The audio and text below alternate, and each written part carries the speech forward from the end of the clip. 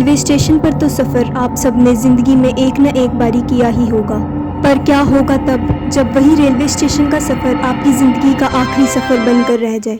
कृपया ध्यान दीजिए 12 ये कहानी है अंश की, जो रेलवे स्टेशन से वापस अपने घर जा रहा था। उसे घर पहुंचते हुए शाम के 6 बज चुके थे। ट्रेन एक सुनसान और अंधेरे भरे स्टेशन पर रुकती है। अंश को बहुत प्यास लग रही थी। तभी वो अपनी पानी की बोतल को देखता है तो वो भी खाली थी, इसलिए वो उसी अंधेरे भरे स्टेशन पर उतर जाता है। अंश किसी भी चीज़ पर ध्यान नहीं देता और पानी पीना शुरू कर देता है।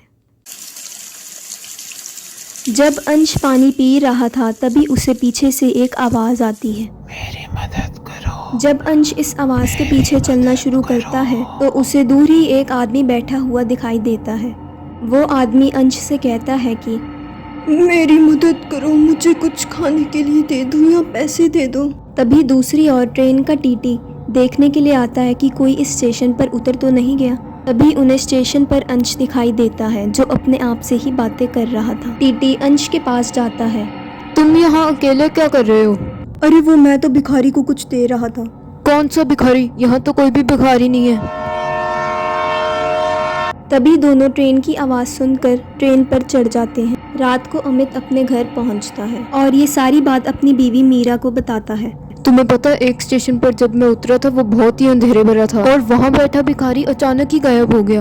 तुम्हें क्या, वो तो पैसे लेके चला गया होगा ना। अमित और मीरा इस बात पर इतना गौर नहीं करते और रात को सो जाते हैं। मीरा इस आवाज़ को सुनकर उठ जाती है और अंश भी गायब था। मीरा पूरे घर के अंदर चेक करती है पर अंश उसे वहाँ पर नहीं मिलता, इसीलिए वो बाहर जाकर देखने का सोचती है। तभी जंगल में दूर ही उसे एक आदमी खड़ा हुआ दिखाई देता है। वो उसी की तरफ चलना शुरू कर देती है और जब वो उसके पास पहुँचती है तो अंश, तुम इतनी रात को यहाँ पे क्या कर रहे हो? मैं अंश नहीं हूँ, मैं अंश को अपने साथ ले जाऊंगा, उसने मेरी मदद की थी। मीरा वहीं पर बेहोश हो जाती है। अंश मीरा के बेहोश होने से बहुत परेशान था, इसीलिए वो मीरा के उठने का इंतजार कर रहा था। मीरा, तुम उस जंगल में कैसे बेहोश हो गई? वो एक आदमी दूर खड़ा था और तुम भी बेड पे नहीं थे। वो तुम्हें अपने साथ लेके जाने की बात कर रहा था। वो कह रहा था तुमने उसकी मदद की है। अरे पर मैं तो पूरी रात अपने बेड पे ही सो रहा था और मदद तो मैंने सिर्फ उस भिखारी की ही की थी जो स्टेशन पर मिला था। तभी वो दोनों उसी टीटी से मिलने का सोचते हैं ताकि वो उसी भिखारी का रहस्य जान सकें।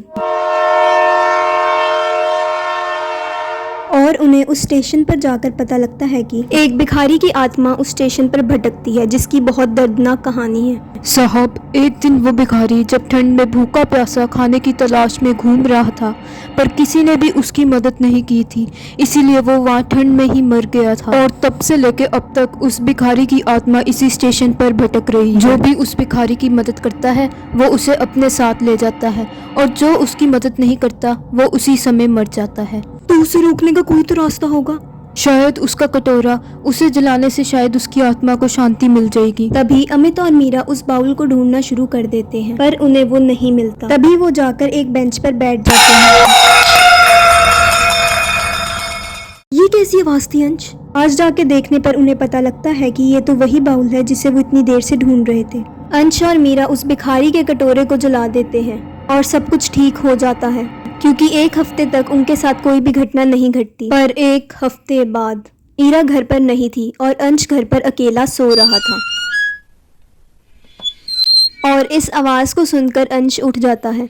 लिविंग रूम में तो कोई भी नहीं है, तो ये आवाज लगता है बाहर से आ रही है। कौन हो तुम और इतनी रात को मेरे घर के बाहर क्या कर रहे हो? मुझे भूल गए, मैं तुम्हें अपने साथ लेने आया हूँ। तुम यहाँ कैसे?